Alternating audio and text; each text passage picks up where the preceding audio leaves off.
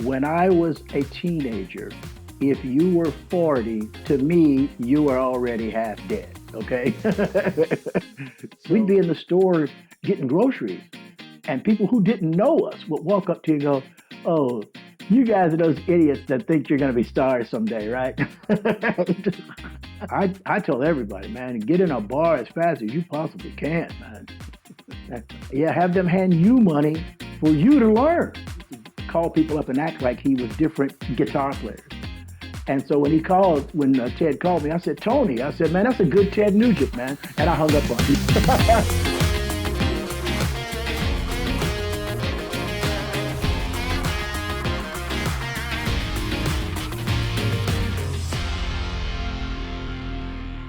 Well, Johnny G, thanks for being on the podcast today. I just so much admire you on a lot of fronts. But thank you, my friend, for spending a little bit of time with me today. Oh, absolutely, David. I'm so glad to see you. I haven't seen you guys in a while. It's been a minute, hasn't it? Yeah. So you are the bass player for John Mellencamp's band.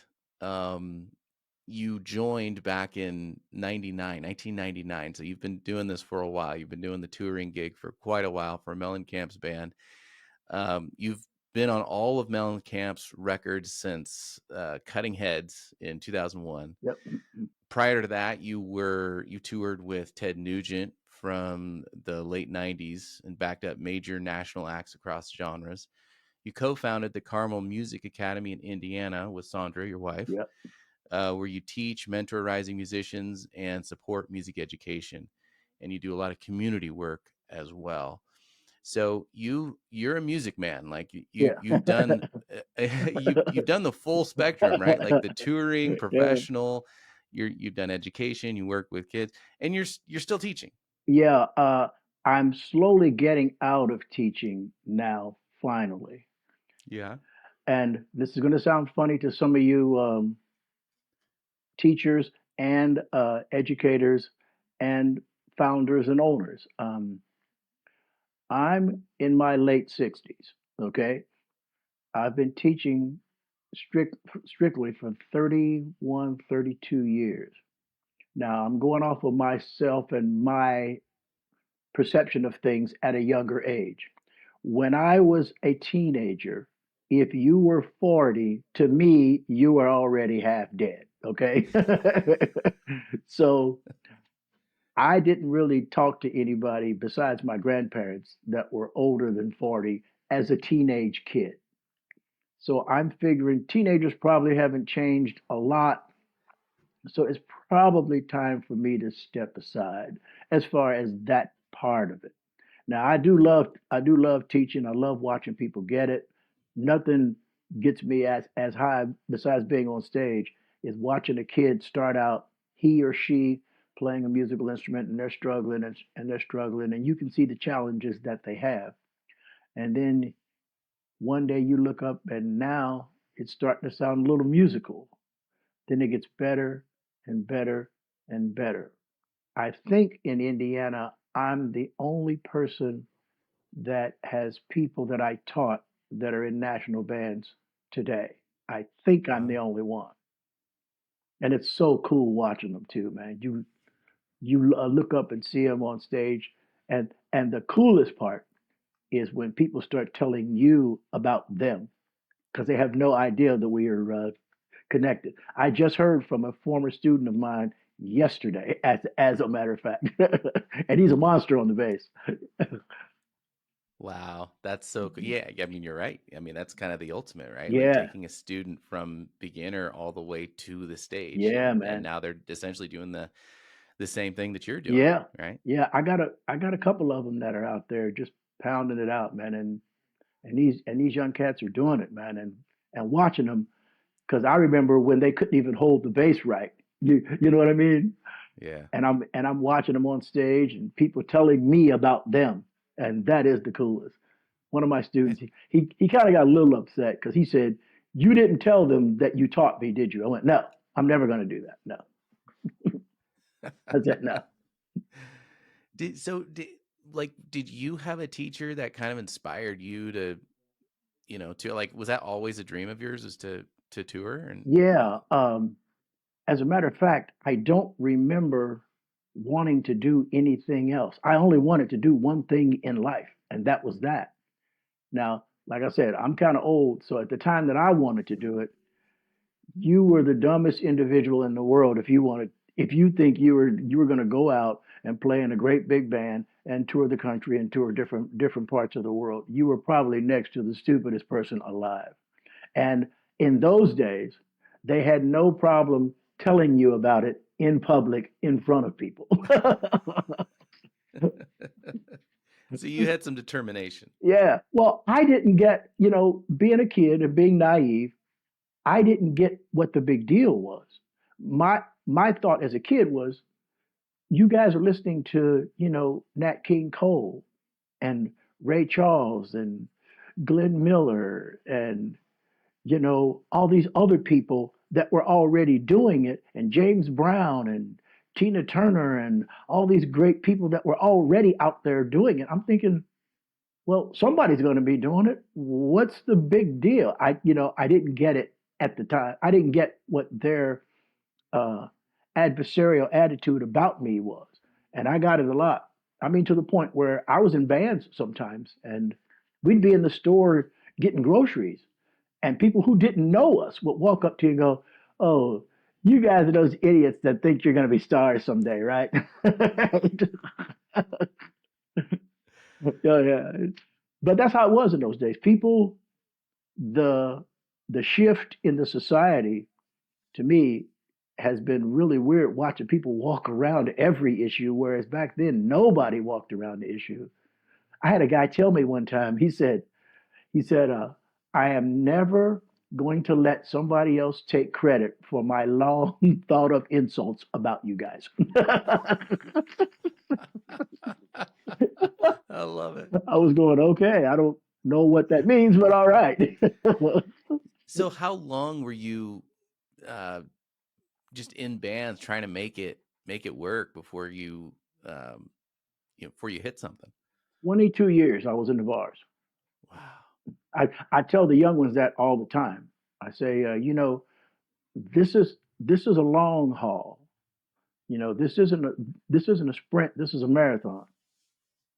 And to hear them look at me when I tell them 22 years I was in the bars, because somewhere in the 90s or maybe 2000s, they told kids that you shouldn't play bars. And I thought, man, what stupid information. Bars are the greatest place in the world to, first of all, you get to practice. Somebody's paying you to learn. Third, you're learning what you do well, what you don't. Also, you're learning what people will hand you money for. And you're doing all this on somebody else's dime. But someplace, and you're learning how to handle a crowd, you're learning how to put together a show, you're learning how to handle hecklers, you're learning how to do the whole gamut in bars. But somewhere in there, they told people, well, bars was beneath them. And then I look at the quality of the bands that came after that, and I go, man, these guys are terrible. But see, they didn't get that education. They didn't get that learning process. I tell everybody, man, get in a bar as fast as you possibly can, man. And yeah, have them hand you money for you to learn. It's like, but they say I don't know what I'm talking about. I go, okay, well, do it. We'll do it your way. We'll see how that works. Yeah, I'm like, okay. So you've toured with artists like John Mellencamp and Ted Nugent. How did you get those gigs? How did that happen? Well, I don't want to give people a false sense of reality. Those were, it's over time. You tour, you go out and play, you meet people in different bands, you meet people that work on some of the different crews, the management, the staff. And I had a friend that I was in a band with, um, who was still out there doing it. He's one of the top techs in the business, to me. And yes, I'm a little prejudiced toward him. I think he's one of the greatest techs in the world, but but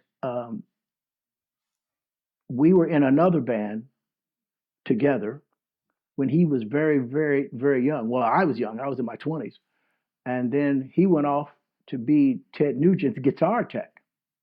Now, obviously, there's a lot of things in between there, okay?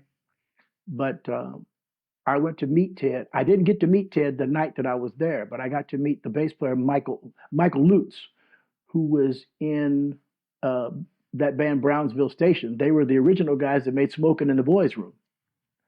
And so I was talking to him about. I said to him, I think I said something to the effect of, "Hey man, you got my gig," and he kind of laughed. He said, "Well," he said, "it may be yours before you know it," or something to that effect. Wow. Well, what I didn't know was at the time they were building Tasmanian studios. Well, Michael Lutz is kind of a gearhead, and he would agree to that. And he said to Ted, I guess, Ted, either you want me to run the studio or do you want me to come out and play live? And so when Ted said, I need somebody at the studio, Michael told my friend, you need to call that guy that wanted the Ted Nugent gig.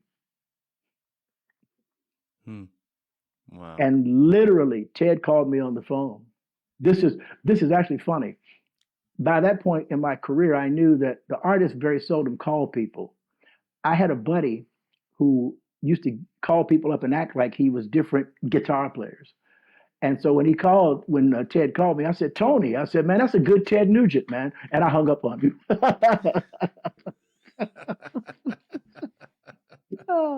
Ted ended up calling me back, said, okay, I'm going to give you this phone number and you call me back. I said, okay, Tony, because I thought he was my friend, right? So, so Ted gave me the number. I said, 517, that's Michigan. I was like, oh my goodness, it's really Ted Nugent, right? So I'm, yeah, What an introduction. yeah, yeah, Oh no, that's great. So what were some of the adjustments you had to make? Like you're going from playing in bars yeah. and now you're on a bigger stage. Um, the biggest thing for me was just figuring out. Now you got to remember, I've been in bars at that point for years.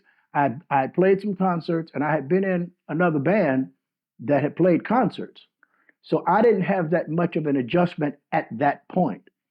Now, had I gotten it when I was younger, it probably would have been a great big adjustment.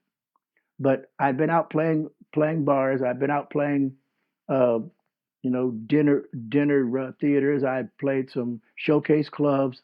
I had done a lot of stuff by then. I did cruise ships.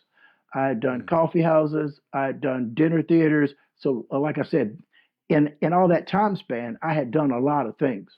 So I knew what it was like to be on a big stage at that point. The only thing was to get used to the way Ted did things. When you get in a big band, you have to know what the brand is and what you can bring to it. Interesting. Yeah, that makes sense. That makes sense. There's a certain brand, there's a certain style Yes, that you want to be integrated into, right, so that you're adding to it and not detracting from it. exactly.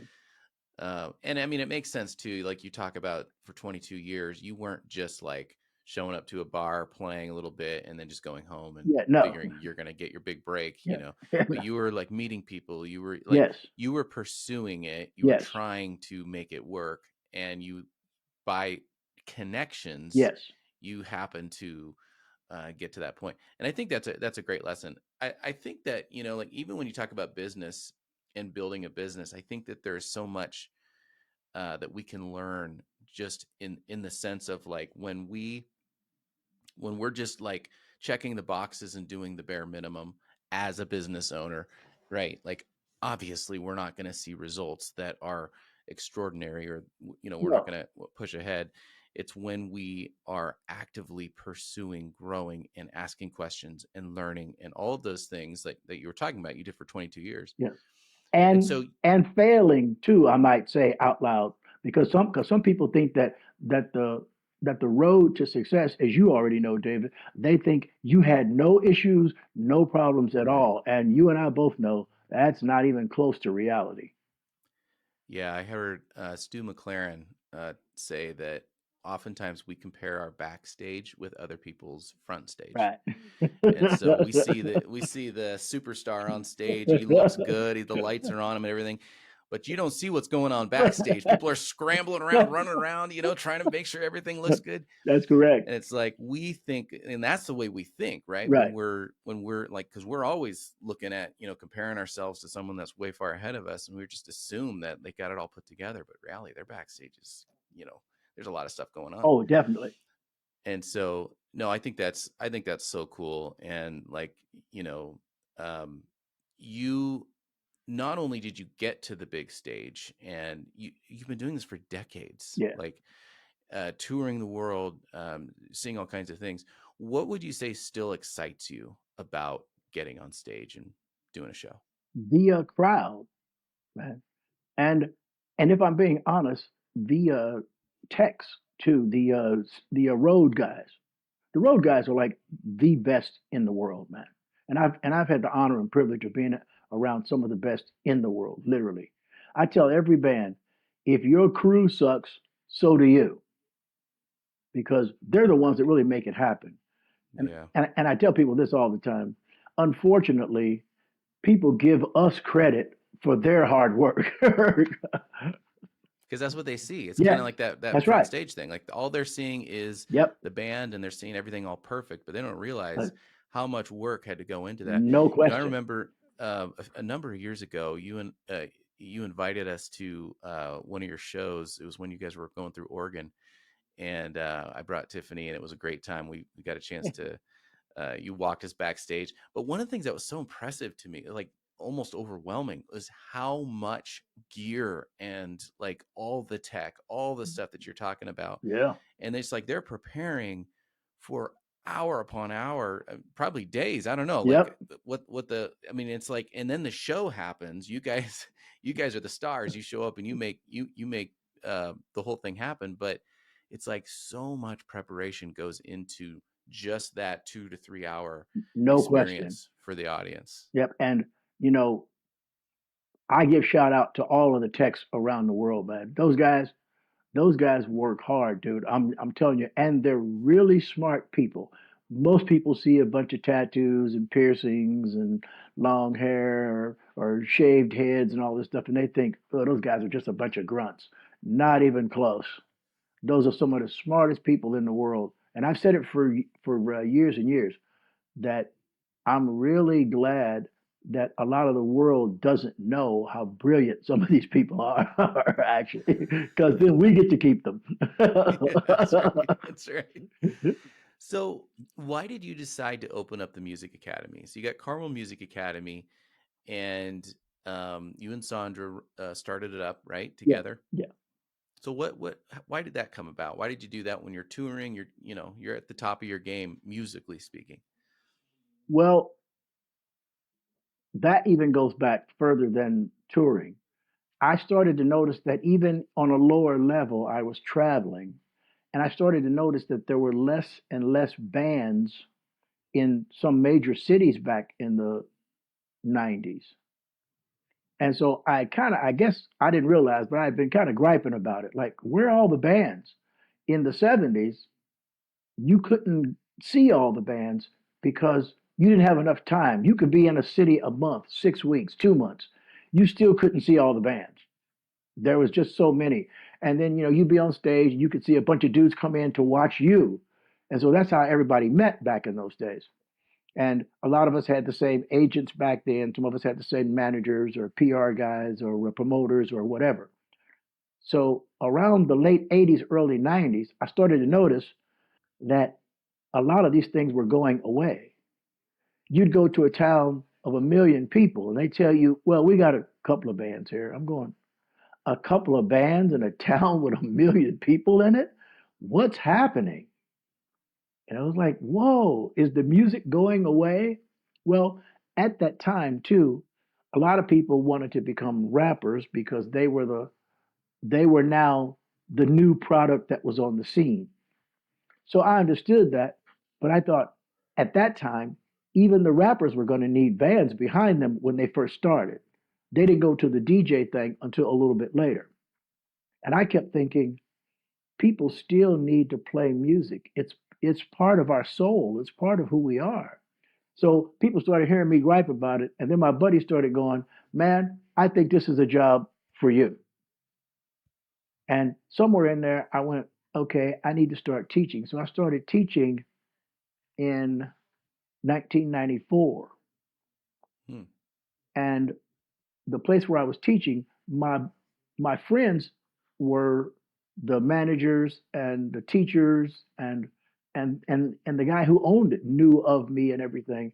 And I remember they all pulled me back in the back and they said, Johnny, we'd love to hire you, but we haven't had a bass program last over 3 years in the state of Indiana. Nobody did it, and mostly guitar players taught bass back then. And so I started teaching, and 15 years later, I was still going strong.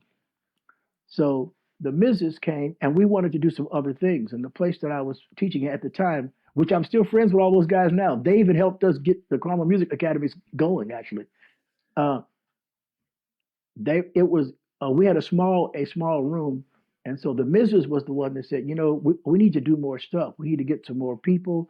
We need to get some more instruments in there. Well, I can teach drums, I can teach guitar, and I can teach bass, and I can teach vocals. But I couldn't teach piano. I couldn't teach mandolin. I couldn't teach ukulele. I couldn't teach, a lot of other things. And she said, well, then we have to get other people in there. Now, mind you, Mrs. G had owned a full day spa salon before. So she had experience in that aspect of it. I did not. I was just a musician, and we came together and said, okay, well, let's just go for it. Is she a musician? No, she is not. She's actually a smart human being. She's not one of us. But she brought that Oh, business experience because she no had question. owned the spa, Right. and so she understood that like No hiring, like question. I was gonna say, because that's already you know a good perspective to have Yes. when you start thinking like, well, we don't have to necessarily do it. Mm, I'm with you. yeah. Like when I David, first started, it I was all knew, me. right. Me too. Yeah, I yeah, knew nothing. Zero. She would say stuff like, we have to figure out how we're going to do payroll. I'm going, what? you know, hey, what? yeah, yeah. Why are we rolling it? yeah, I've been in a band my whole life, right? Somebody walked around and handed us checks, and then we left. Yeah, Yeah, that's yeah, right. So you started the school. She came in. She brought the business. yeah, But you're still touring. So like, yeah. how did you balance that? Okay, at first, when I had still worked at the other place before we started the academy, I literally would go out and tour, and all my students would come back.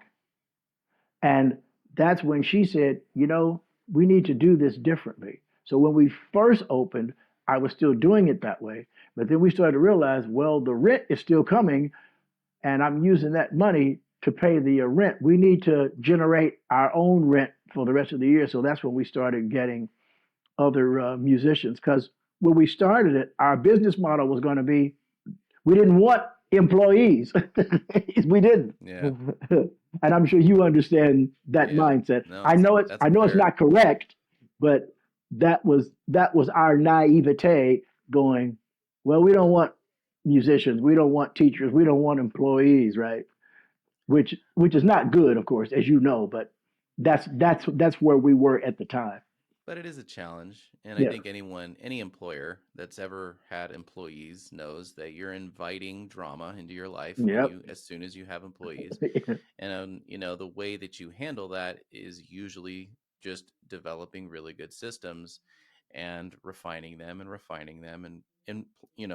making sure that your employees are actually doing those systems. Yep. But it's still not like it's easy, No, not at all. and you're dealing with people. Right. And I had the hardest time with it.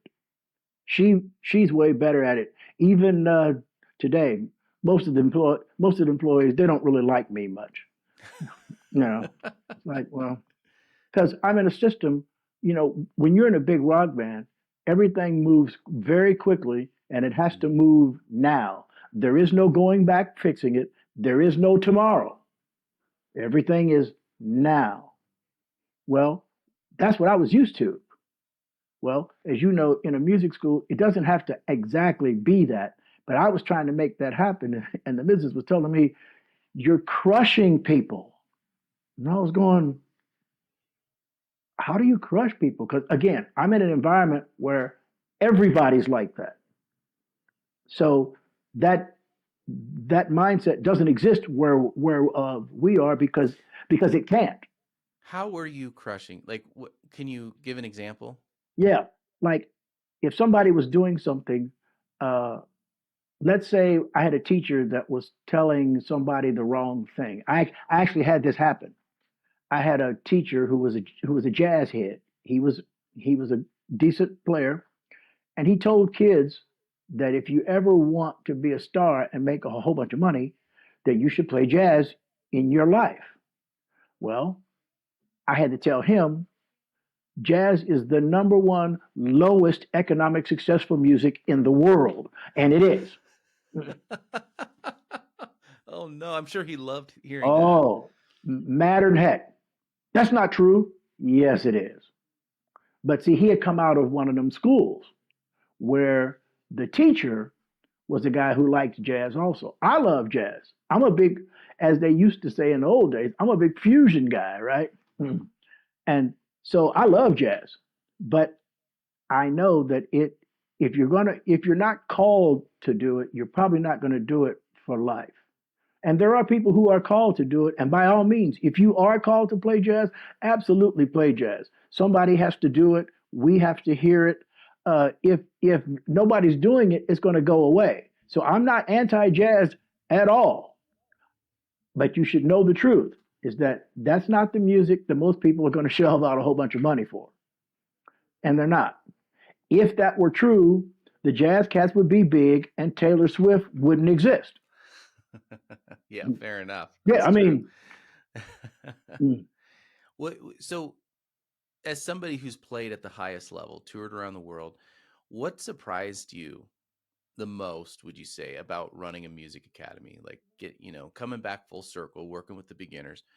Were there some things that kind of that you were surprised by? yes. Um, and you'll understand this. I've been a musician my whole life. So the music to me is key. Now I had to deal with people who just didn't really care that much about the music. And some of the people were people who were great teachers, but not great players. Hmm. And those two art forms are different. You can be a great player and be a good teacher, but those two don't exclusively have to go together. I had a teacher who taught me how to play drums when I was a kid who wasn't a drummer. And I remember being a smart aleck teenage kid, and I said to him, "So let me get this straight. You're gonna make me a better drummer on an instrument you don't play." And he said, "Yes." And I said, "Well, how's that going to happen?" He said, "Because I know music better than you." And he was right. He made me a better drummer. He did. Well, I never forgot that. Mm. So, in learning that, I've taught people to play piano when I don't play piano. Mm. And one of my former students just said that. She said, "It took me a long time to realize you don't play piano." No, not at all. And she said, "But you taught me how." I was like, "Yep." I said, and so I told her the same story I just told you. And I said, that's what taught me that teaching and playing are two separate arts. Now they can go together, but they're not necessarily mutually exclusive. That's really interesting. I totally agree with that too. And I would add to it that it's not just in playing um, or knowing music; it's also in knowing people. Yes, Because I found that some of my best teachers, what made them so good at teaching wasn't necessarily that they were great players or they knew, had all this great knowledge of music. It's that they truly cared about their students. They had agreed. such a deep like passion for their just people and a voracious appetite and a curiosity about them as individuals that the students felt so cared for and nurtured that they wanted to please their teacher. It's an I agree. amazing thing how that works. But So I actually found no direct correlation to like, 2 degrees, 3 degrees, masterate, whatever, Right. or master doctorate. Right. None of that really was a direct like, oh, so they're producing better students. No, it was No, actually the students, that the teachers that produced the best students were the ones that literally cared. They just cared. I They had this I deep couldn't agree care. with you more, David. And I see that now because back when we first started, I had all musicians. I had guys that played in bands, played in bars. These guys could play to the point of, the song Hotel California, right? Okay.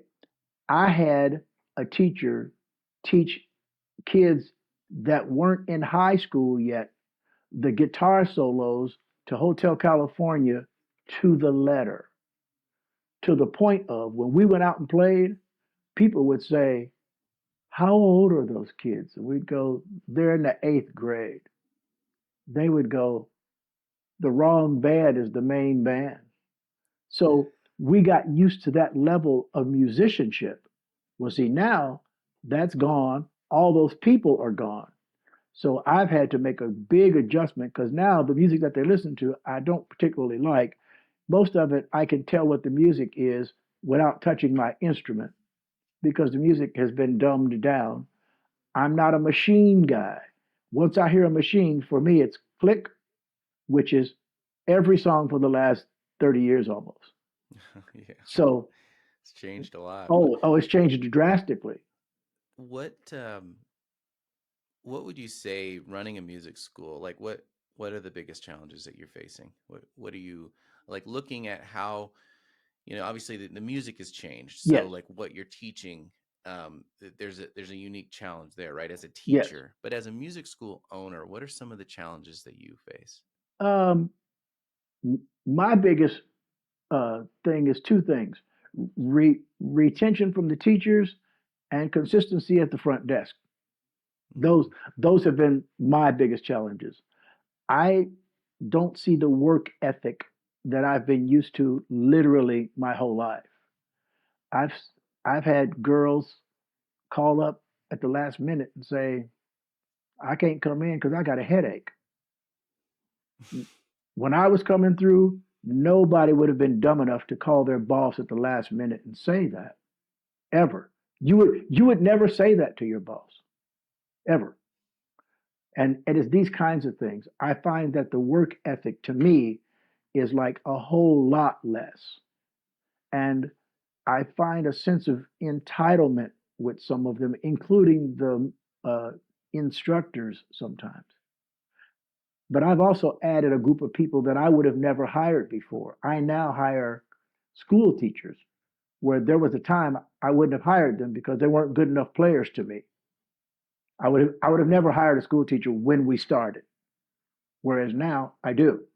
so you've changed your approach in who you hire and how Yes, you hire. yes, And I agree that like as you grow a yes, school and you're growing your business, like it becomes so much about the people yes. that are working for you. And it's like, you said it earlier, like that was one of like you didn't want to have employees because it's like you're Right. inviting all that drama, but it's like the only way to grow is to Grow have is half employees. employees. Yeah, It's just a reality of being a business owner. no But question. so the ones that really get it right are the ones that understand that it's all about hiring well, and the people that you have on your team, taking care of them. We used to. I remember we did. I was trying to think of like how can we create culture? How can we create an environment where people, they don't just work there, they actually feel like they belong there. And so there's a sense and you see this in businesses too, like you see this in, there's a little breakfast place near our house, and whenever we go there, like you can tell the employees like working there. You know what I mean? Yeah, Like you they can. they there's an energy, and Right. and there's a difference between that and a place where people are just like, "Ugh, I can't wait till my shift is over. I Yeah, don't want to be here anymore." You know that's what I'm right. saying? Oh, I know exactly. Yeah, And so like how do you create that culture? That's a really good question to figure out the answer to, yeah. And right? see, we've had to do that, and we did it. We've created a different culture to the point where the musicians have a camaraderie now that we never had before. My my issue with it, and I know it's because I'm older, is that to me they don't play well. Meaning I can't give them songs to impress our parents and grandparents because the teachers aren't good enough to pull off the music sometimes.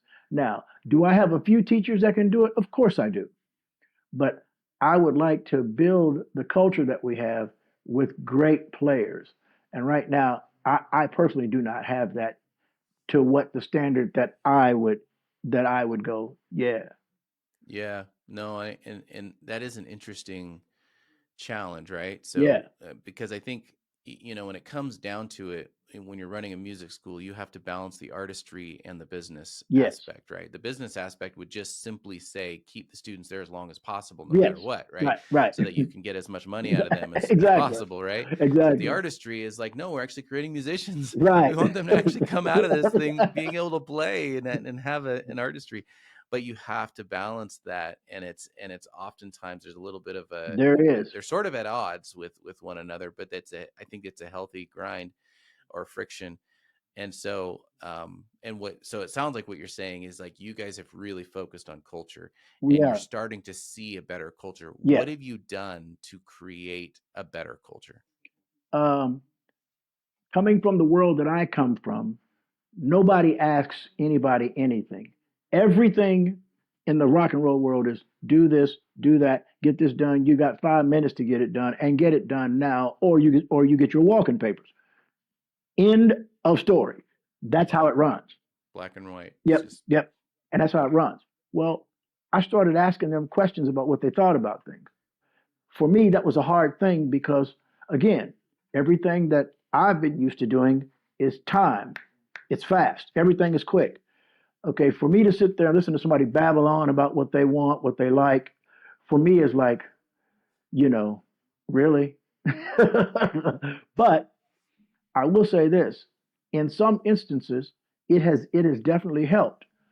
There have been things that I wouldn't have done ever that they've come up with that has helped them have buy-in mm. because I didn't even want to Like teach. what? Our teachers all talk to each other now. They all hang out sometimes. They even play video games together.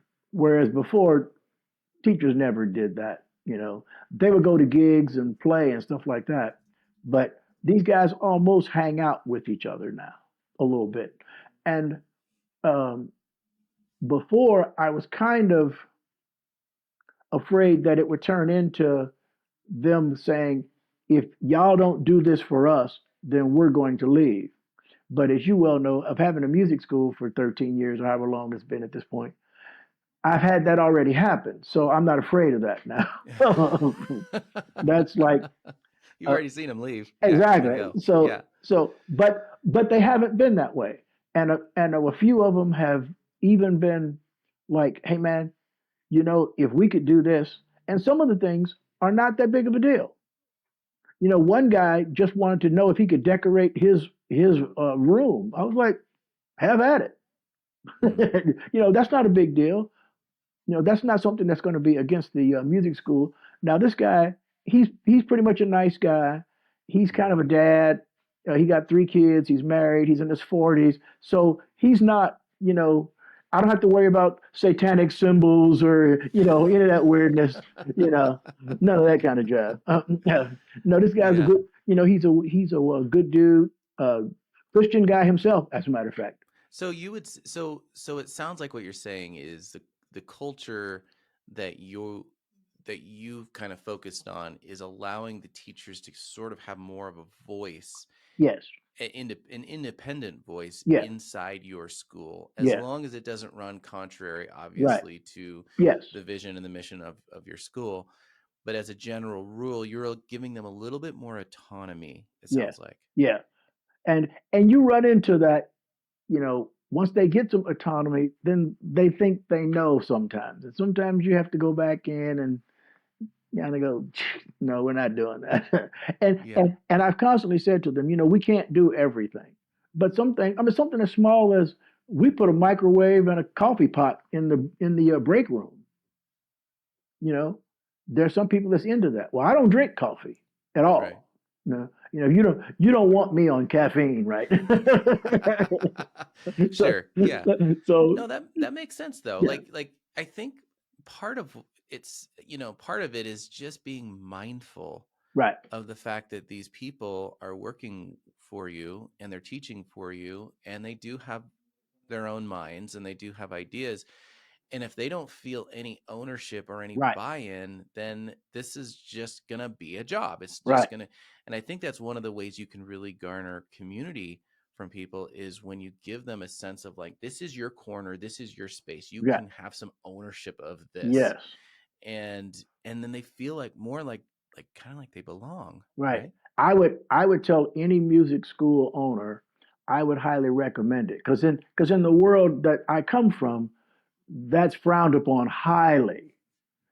No autonomy, no thinking. Here's the system. Get in it. Do your job. Get out of our way.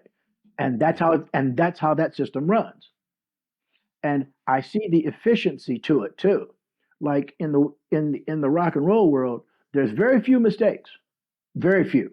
Very very few. Well, I think part of that, though, the difference is that how many people are lined up waiting to get in to that role, That's right, a of a fact rock too. band, as opposed to, when you've got a teacher, it's not like you've got a line That's of, right. 150 or That's right. 1,000 people That's waiting to right. get into your school to teach, right? It's like, That's no, you right. got to go out and like invite them in. Yes. And so you have to use different tactics to sort of get the same result. Um, but I think culture matters so much. I love that you said that because I 100% agree. If you were to go back and like give your 15-year-old self, uh, you know, getting started in music and getting into learning the bass, what piece of advice would you give that 15-year-old?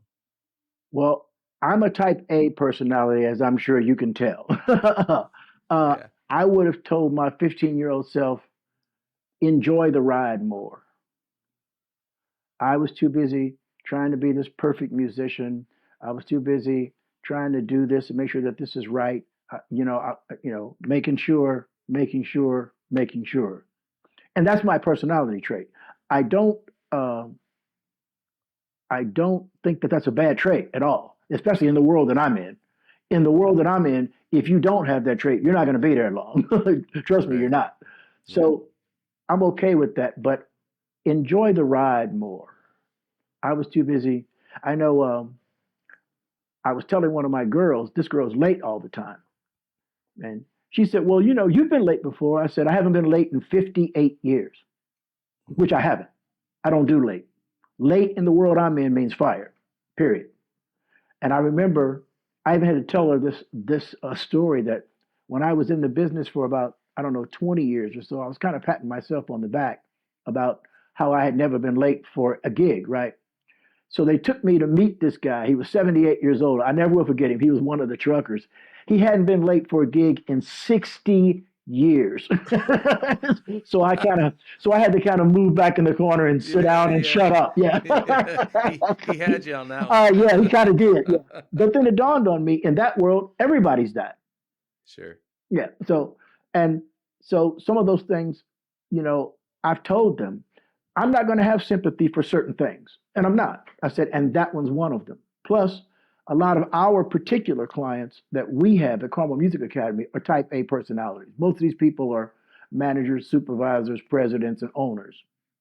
So they want it the same way every day, all the time, no error, no explanation, no excuse. So I've tried to um, put that on some of our front desk people that, you know, this generation seems to have a me, me, me attitude. What I want, what I like, what I think. And I keep telling them those are the three things that don't matter at all. And they don't. Mm, It matters what our clients want, what our clients think, or what our clients are talking about.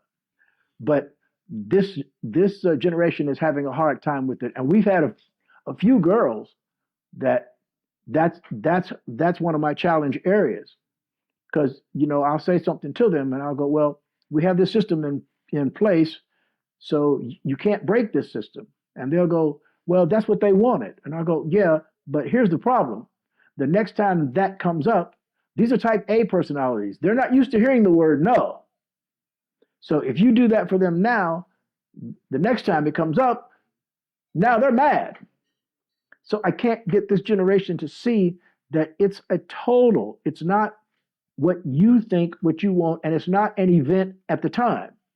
It's period. And these are the kinds of challenges. And I'm sure most of the owners have some of these challenges. Yeah. You've been there, David. You know this better than me, probably. Well, I no, I totally agree. But I think what you said earlier is a really good solution to this problem, which is giving them ownership, giving them um, culture that they feel like they belong to. And Yeah. so then when those guardrails come up and you're like, no, no, no, Right. can't go over here. And this is why we Right. have this, or this is, Yeah. Yeah. it's like there's that means more to them because now it's like, because the job that they have, the environment that they're in is more meaningful to them. Um, so if you were to go back to that younger version of yourself, starting out the business, starting out with Sandra, like after you were Yeah. teaching for a while and you guys were going to do the school thing, like the Yes. music school thing, Yes. what advice would you give that version of yourself? I would have told myself to um, set the rules more clear and allow ownership more. Because back then I didn't allow it at all. It's do what I say, when I say, how I say, cause I say. End of Kind of a story. dictatorship. Yes. Yeah. And it worked. We were bigger then too. Way bigger actually. And I understand it, but things have shifted now. Uh, and I would say to any owner, they have to have buy-in now, to me. Yeah. When we started with 13, 14 years ago, it was still a different mindset with the teachers, the um, retention, the front desk people. There was a different mindset at at that juncture. I think today, I think you should do what you were saying. I think that you should build the culture better. And I realize I'm a baby boomer. Most of us are on our way out, which we probably should be at this point. Um, and I say that not derogatorily, just factually. Most of us are older. Our mindset to the job and workforce is different from the workforce of the people coming in, to the Gen Zs and the Gen Xs and the millennials and all that. They don't have job as their biggest thing anymore. We did. I mean, when I hear somebody tell me, well, so and so took off. Well, why? He's sick. Well, see, we would have never taken off to be sick. We would have came, threw up in the bathroom, came back out and worked. Right. Nobody would have ever taken off for illness. It's a Yeah. different perspective Yeah. on work ethic. Yes. So you mentioned being on your way out. Do you think you'll ever sell? I don't know. I still have the fire to to have it, but I do admit now that I'm a grandfather, I don't want to be bothered with it as much. Mm-hmm. I want to call up my grandkids and go roll on the floor with them. Yeah, fair enough. I, Yeah. I mean, it's just a fact now, and I'm at the age where I'm not really trying to prove anything anymore. I'm not, I'm not going. I got to make this happen, and I'm not in that mindset anymore. Yeah. And every time I see my grandchildren, whatever I'm doing, I almost want to drop whatever I'm doing and hang with them. I mean, And you no know, one would blame you for that. I mean, that's just where I am now. So the idea of selling, what kind of feelings does that bring up? Um, I don't know. I still want to get bigger. We've we've had challenges where we're not as big as we once were. Actually, Mm-hmm. I still want to get back to there and above, and I still would like to have a second or third place. And we don't have that. I want to I want it to be bigger than it is. I don't know if I have time to do that, meaning I don't know if I still have the fire at the age that I am now to wait for that to happen. What? Why would you? And that's a totally awesome desire to have. The question is really why. Why do you have that desire? But it's not from the standpoint of you shouldn't. It's more just like what is that inside of you that wants to have that? Inside of me, it's music has done a lot for my life, David. Yeah. I know it kept me out of trouble. I was a hothead kid, uh, and I know that that kind of energy unharnessed is going to go negative. And I think that every kid should have the opportunity to decide for themselves what they want to do musically. I don't think it's a bad thing for somebody to just want to play with their friends at a campground, acoustic guitar and sing some songs. I don't think it's bad for somebody to want to play at their church. I don't think it's bad for people to want to do their music for being a weekend warrior. I don't think it's bad to be a regional player or a national player or an international player. I think all those things are valid. And I think that the music is part of its own reward. Before Biden, I met three of the last four presidents of the United States. Wow. Music took me there. I've played all 50 states. I've played in the Caribbean. I've done cruise ships. I've played all the provinces of Canada. I've been to Europe. I've been as far away as uh, Australia and New Zealand playing music. What that does for your life, to me, it's not a matter of, ooh, look at me. It's not that. It's the experiences that you have, the learning other cultures, the seeing the way other people do things. To me, it broadens your paradigm to be able to see people that are different from you, do things different from you, learn different from you. Music has done that for me. Now, I realize that it's God who did it and used music as the vehicle for that. I'm well aware of that. But my point is, to me, I think a lot of people's lives would be enriched more if they had that option. Yeah. Yeah, I love that. I love the passion that you have behind spreading music. You have just you've just lived an amazing life, Johnny. Listening to you talk about, the touring and then the music school and all the experiences that you've had, uh, you've definitely made the world a better place because you're in it. And it's Well, been I a don't pleasure know. to. My kids would probably disagree, but Well, fair enough. Uh, but beautiful, man. it's but it's definitely been just a joy to know you and to get a chance to have these conversations and so I appreciate you being on today, and I hope that you can get to that point in your school where maybe you get another location or you get to that enrollment number that you're shooting Sure. for because there's few people that deserve it more than you. Well, thank you, David.